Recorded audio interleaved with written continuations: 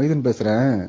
இப்போ சமீப காலமாக ஒரு புகைப்படம், அது இந்த தேர்தல் நேரத்தை பொறுத்து சில புகைப்படங்கள் சிலர்கள் பரப்பிக்கிட்டு இருக்கிறாங்கண்ணே. அதாவது என்ன அப்படின்னா, நீங்கள் பாம்பேயில் மகாராஷ்டிராவுக்கு சிவசேனாவுக்கு பிரச்சாரம் செய்யப்பட்ட ஒரு புகைப்படமும், அதே மாதிரி இந்து மக்கள் கட்சியோட இருக்கக்கூடியவங்களோட அவங்களோட பேசி கொண்டு இருக்கிறதாக ஒரு புகைப்படமும், மோடியை நீங்கள் புகழ்ந்து பேசின ஒரு வீடியோ, அது புகழ்ந்து பேசினதாக சொல்கிறாங்க. அதில் நிர்வாகம் சார்ந்த நீங்கள் விஷயங்கள் அதில் சொல்கிற மாதிரி தான் நான் அதை கவனிக்கிறேன். ஆனால் அதுக்கான காரணம் என்ன, அதே மாதிரி சிவசேனாவை ஆதரிக்க வேண்டிய காரணம் அந்த நேரத்தில் காரணம் என்ன, அதே மாதிரி இவங்க இந்து மக்கள் கட்சியோட அவங்களோட பேசிக்கொண்டதாக அந்த புகைப்படம், அதுக்கான விளக்கம் என்ன அப்படிங்கிறது அது நீங்கள் சொன்னீங்க அப்படின்னா கொஞ்சம் இப்போ இருக்கக்கூடிய சூழலில் பிற சகோதரர்களை வேற மாதிரி சிந்திக்க வைக்கக்கூடிய ஒரு நிலையிலிருந்து நம்ம சில விஷயங்களை அவங்களுக்கு விளக்கமாக கொடுத்தோம் அப்படின்னா இன்னும் சில சகோதரர்கள் புரிஞ்சுக்கிடுவாங்க. அதுக்காகத்தான் நான் அதை கேட்குறேன்னு. நீங்கள் இதுக்கான கொஞ்சம் பதிலை கொஞ்சம் சொல்லுங்கள். நன்றி. தம்பி, அது 2009-10 காலகட்டங்களில் இப்போ ஈழப்போர் நடந்து கொண்ட காலத்தில் இப்போ மும்பையில் உங்களுக்கு தெரியும் 40 லட்சத்துக்கு குறையாம நம்ம மக்கள் வாழ்கிறாங்க. அப்போ அங்கே நம்ம மக்களுக்கென்று ஒரு பாதுகாப்பாக ஒருத்தர் இல்லை. இப்போ அண்ணன் முத்துராமலிங்கம் இருந்தார், நம்ம தம்பி இப்போ இந்த தமிழ்ச்செல்வன் தான், கேப்டன் தமிழ்ச்செல்வன் சொல்லுவாங்க, அவர் தஞ்சாவூரை சேர்ந்தவர். இப்போ அவங்க என் மேலே ரொம்ப பற்று கொண்டவங்க. அப்போ எல்லாம் தமிழர் நலன், தமிழர் உரிமை என்று போராடும் போது இப்போ அவங்க அங்கே இருக்கிறவங்க நமக்கு கட்சி இல்லை தம்பி. அவங்க ஒன்று காங்கிரஸில் இருப்பாங்க, இல்லை அந்த மாநில கட்சி சிவசேனால இருப்பாங்க. அப்படி அதில் சீட்டு கொடுக்கப்பட்டிருந்தது தமிழ்ச்செல்வனுக்கு தான். அதில் அந்த சொல்ல அது தமிழ்ச்செல்வனுக்கு கூட நான் கேட்க போகல, அங்கே மாமன்ற உறுப்பினருக்கு நம்ம கட்சியில் அதாவது அந்த சிவசேனால ஒருத்தருக்கு கொடுக்கப்பட்டிருந்தது. அவர் ஒரு தமிழர். அதை அண்ணன் பொன் முத்துராமலிங்கம் அவர் திரும்ப திரும்ப கேட்டதுனால, முத்துராமலிங்கம் அவர்கள் கேட்டதுனால, நீங்க சொன்னா நம்மள ஒரு கவுன்சிலர் உருவாவாரு, நம்ம மக்களுக்கு ஒரு பாதுகாப்பு இருக்கும் அண்ணா அப்படின்னனால அங்க போய் வாக்கேட்டோம். அது சிவசேனாவுக்கு போடுங்க, பாரதிய ஜனதாவுக்கு போடுங்கலாம் நான் கேட்கல. அதுல நம்ம கட்சி இதுதான், அவங்க கொடிகளெல்லாம் கூட அவுத்துட்டாங்க. அதுல இந்த ஒரு தமிழருக்கு இந்த இதுல வாக்கு செலுத்துங்க என்று சொல்லி அவர் வென்றாரு. அப்புறம் அது மக்கள் பணியாற்றினார். அதான் நடந்தது. அதுக்கப்புறம் தமிழ்ச்செல்வன் அவர்களுக்கு பாரதிய ஜனதா சீட்டு கொடுக்கும்போது கூட அவர் அழைச்சி நான் போகல, வாக்கு கேட்க போகல. இதுதான் நடந்தது. அப்ப அதை நீங்க எப்படி பார்க்கணும், அந்த கட்சிக்கான ஆதரவை நம்ம பார்க்க கூடாது. இப்ப கடந்த முறையே நம்ம அதிமுக ஆதரவுன்னு பரப்பி விடப்பட்டது. அதிமுக ஆதரவு என்பது அதுல நின்ன எல்லாம் அந்த வேட்பாளர் மொத்த பேரையும் ஆதரிக்கிறது.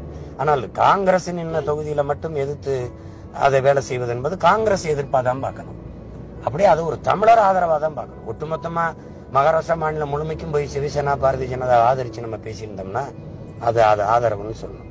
இது ஒரு வீணான ஒரு எப்படி சொல்றது, ஒரு வலிமையற்று, அதான் நீங்க சொல்ற மாதிரி தேர்தல் நேரத்தில் இப்படி பரப்பி விடுறது. இஸ்லாமிய மக்கள், இஸ்லாமிய இளைஞர்கள் பெரும்பாலும் என் மீது பேரன்பு கொண்டு திரளத் தொடங்கும் போது அதை தடுப்பதற்கு இந்த தேர்தலில் எந்த திராவிட கட்சியும் இந்த கட்சிகள் எல்லாம் இஸ்லாமியர்களுக்கு சீட்டை கொடுக்கல, புறந்தள்ளிட்டு. நாம 5 இடம் கொடுத்துருக்கோம்.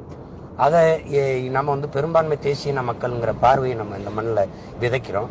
இதெல்லாம் அவங்களுக்கு இடையூறா இருக்கிறதுனால இது திட்டமிட்டு பரப்பி விடப்படுது. 2வது, அந்த ராம இளங்கோவன் அந்த அந்த ஜிம் சம்பத் அவர்கள் கட்சியில் இருக்க அவங்க ஒரு நாள் என்னை சந்திக்க நேரம் கேட்டு வந்தாங்க. அவங்க சில கோரிக்கைகளை வச்சாங்க. ஆனா நீங்க இதை நீங்க மக்கள்கிட்ட கொண்டு செல்லும்போது கொண்டு செல்லணும். அது யாரு கொடுத்தாலும் நம்ம ஏற்கிறதானே. ஏற்கனவே நீங்க பாத்தீங்க, நம்ம இஸ்லாமிய அமைப்புகள் இருக்கிற தலைவர்களும் என்ன அதே வீட்டுல சந்திச்சிருக்காங்க. அது கருத்து அரசியல் மோதல், கருத்து மறுப்பு வேற, மனித வெறுப்பு வேற. மானுட வெறுப்பை போற்றுகிறதா? அது அப்படித்தான் நபிகள் நமக்கு கற்பிச்சிருக்கிறாரு. அல்ல எந்த மார்க்கம் எந்த மதம் தான் அப்படி மனித வெறுப்பை கற்பிக்குது? அது அடிப்படையில நான் அப்படி இல்லை. இப்ப அம்மா தமிழிசை வந்தாலும், அண்ணன் பொன் ராதாகிருஷ்ணன் வந்தாலும் வணக்கம்மா எப்படி இருக்கீங்கன்னு சொல்றோம். அப்படி திராவிட முன்னேற்ற கழகத்தில் இருக்கிற தலைவர்களை சந்திக்கும் போது நலம் விசாரிச்சு கொள்றோம். அது அதிமுக இருக்கிறவங்களையும் சந்திக்கும் போது நல்லா விசாரிச்சுக்கிறோம். கருத்தியலா கட்சி கொள்கை ரீதியா நம்ம மோதுறோம், அதுல எதிர்க்கிறோம். அது வேற. அப்படித்தானே நீங்க பாக்கணும். இப்ப காங்கிரஸை நம்ம எதிர்க்கிறோம். காங்கிரஸ்ல இருக்கிற எத்தனை பேர், இப்ப எங்க மாமா திருச்சி வேலுச்சாமி எல்லாம் நாங்க சந்திச்சு பேசிக்கிறோம். மாமா திருநாவுக்கரசு அவர்களை நாங்க சந்திக்கும் போது பொதுவெளியில திருமண விழாக்கள்ல சந்திச்சுக்கிறோம். அதனால இதை வந்து அப்படிதான் கரு நாகராஜன் அவர்களுடைய மகன் திருமணம். அந்த தம்பி வந்து எம்எல்ஏ ரொம்ப அன்பு கொண்டவர். அவர் நம்ம ஊருக்காரு, காரைக்குடிக்காரு. அவர் திருமணத்துக்கு வரணும் போது எல்லாரும் போனது மாதிரி நானும் போறேன். அந்த திருமண நிகழ்வுல எல்லாம் சந்திச்சு பேசிக்கிறோம். அங்க என்ன அரசியலா பேசிக்கிட்டோம், அதெல்லாம் ஒண்ணும் இல்லை. எப்படி இருக்கிறீங்க, என்ன நடக்குது, என்ன ஒரு பேசி அந்த படங்கள் வரும்போது ஏதோ நாம் அது கூட்டணி பேசணும். கூட்டணி வச்சவனெல்லாம் ஒன்னும் விமர்சிக்கப்படல. இதெல்லாம் பரப்புறது யாரு? பரப்புற கட்சிகள் அந்த கட்சியோட கூட்டணி வச்சு ஆட்சி அனுபவிச்சதா இல்லையா? பாரதிய ஜனதாவே முதலா தமிழ்நாட்டுக்குள்ள கொண்டு வந்த கட்சி எது? அவரோட கூட்டணி வச்ச கட்சி எது?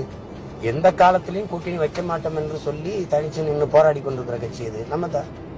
அப்ப இந்த விமர்சனம் வந்து வேண்டுமென்றே வைக்கப்படுவது. இதுக்கு போய் நம்ம பெரிய அளவுக்கு பொருட்படுத்தி கொண்டிருக்க வேண்டியது இல்ல. அப்படியே நம்மள வந்து ஒரு எதிரியா காட்டி வீழ்த்தினா கூட வீழ்த்தட்டாத பத்தி பிரச்சனை இல்லை. ஆனா யாரை நம்பி அவங்க நிக்க போறாங்க? யாரை நம்பி நிக்க போறாங்க? திமுகவை நம்பியா?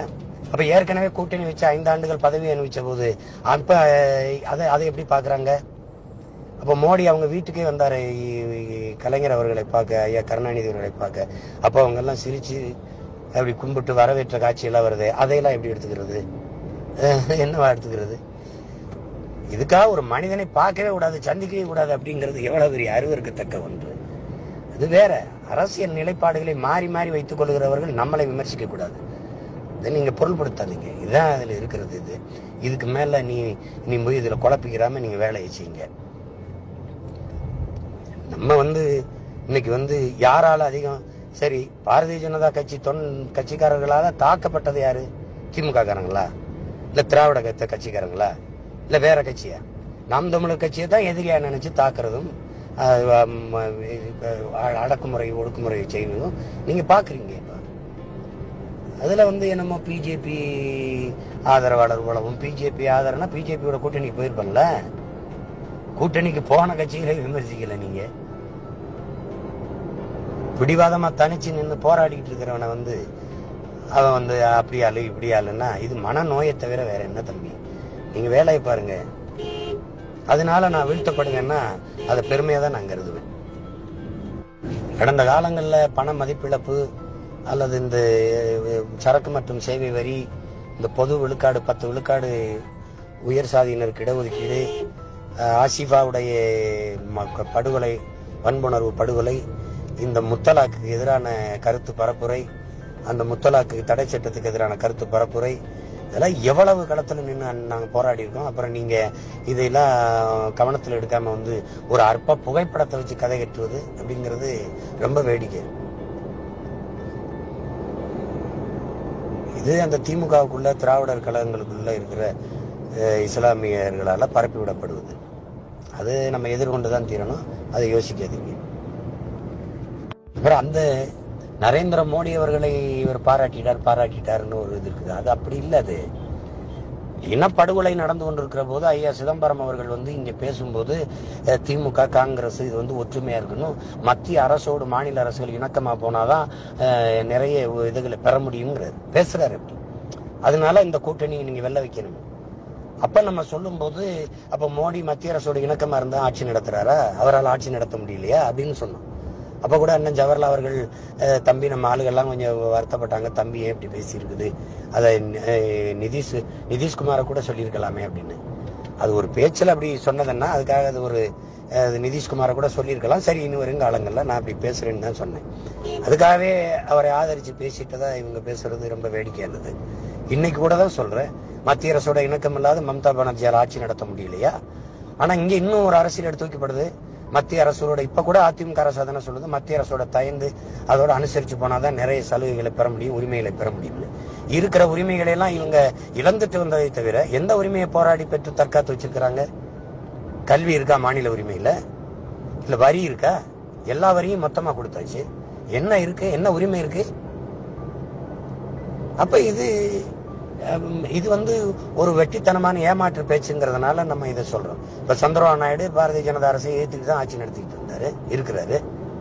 இப்ப கேரளா காங்கிரஸ் கம்யூனிஸ்ட் ஆட்சி, அதை எதிர்த்துட்டு தான் ஆட்சி நடத்துது. இதை ஒரு காரணமா சொல்றது மத்திய அரசுக்கு தயந்து போனாதான், அதோட அனுசரிச்சு போனாதான் நம்ம சில இதை பெற முடியுங்கிறது ஒரு அடிமை ஆட்சி முறை இல்லையா? மத்திய அரசின் நிலைப்பாடு சர்வாதிகார ஆட்சி முறை இல்லையா? அப்ப அது எனக்கு இணக்கமா இல்லாதவனுக்கு எதுவும் தரமாட்டேன்னு சொல்றது ஒரு கொடிய சர்வாதிகாரம் இல்லையா? அதை ஏற்கிறோமா? அப்ப அந்த அடிப்படையில் அந்த கருத்து பதிவு செய்யப்பட்டதை ஒழிய உடனே அதை வந்து மோடி ஆதரிச்சு பேசிட்டாரு. என்ன அவருக்கு போய் தெரு தெருவா வாக்கு காட்டுனா இல்ல, என்ன புரியல இது எப்படி? அது ஒண்ணும் இல்ல மைதீன், இதுக்கு மேலையும் நம்மளை சந்தேகிக்கிறவங்களுக்கு வந்து அது மனநோய், நம்ம மேல இருக்கிற அருவருப்பு. அவங்க ஒரு கட்சியில் இருந்துகிட்டு நம்மளை விமர்சிக்கிறாங்க, அதை நீங்க ரொம்ப பொருள்படுத்த வேண்டியதில்லை. பல்லாயிரக்கணக்கான இளைஞர்கள் நல்ல அரசியல் புரிதலோடு நம்மோட திரண்டு ஓடி வந்து கொண்டிருக்கிறாங்க. அவங்களுக்கெல்லாம் இந்த இதெல்லாம் ஈடுபடாது. 2 போட்டோவை போட்டு 2 படத்தை போட்டுட்டு கதையை சொல்லிட்டு இருக்க முடியாது. இல்ல படம் பார்த்து கதை சொல்ற மாதிரி. எங்களை கைவிட்டுறாதீங்க, உங்களை காப்பாத்த ஆள் இருக்காது. இது எந்த குலசாமி மேல சத்தியம்னாலும் நான் சொல்றேன். நம்பினா நம்பாட்டி போ. ரொம்ப நாளும் நாங்களும் கத்த முடியாது. இது உடம்புல தெம்பு இருக்குது, அந்த காலத்துல கொஞ்சம் அதிகாரத்தை கொடுங்க, எந்தையாவது பண்ணி இந்த நாட்டை சரி பண்ணி விட்டு போறோம். இல்லைன்னா உங்களோட சேர்ந்து நாங்களும் அழுதுட்டு சாக வேண்டியதான்.